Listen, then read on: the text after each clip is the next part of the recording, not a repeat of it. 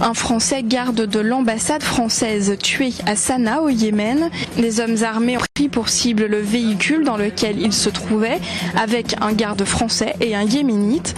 Tous deux ont été grièvement blessés. Les autorités soupçonnent Al-Qaïda d'être impliqué dans cette attaque.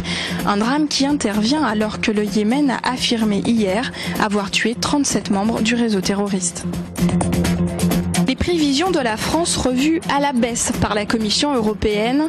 L'exécutif européen table sur un déficit public de 3,4% pour la France l'année prochaine. C'est mieux qu'en février où elle prévoyait 3,9%, mais encore loin de l'objectif de 3%. Le ministre des Finances, Michel Sapin, a immédiatement réaffirmé la détermination du gouvernement. Jusqu'à présent, à ceux à qui j'ai expliqué en détail les choses, il y a toujours été un accueil extrêmement favorable. C'est notre participation à la croissance européenne. Spectaculaire tentative de braquage d'une bijouterie près de l'Opéra à Paris. Les malfaiteurs ont utilisé un petit camion pour tenter de défoncer d'abord la porte d'entrée principale, puis une des vitrines du joaillier Bucherer. Des malfaiteurs décidés mais qui sont repartis bredouille.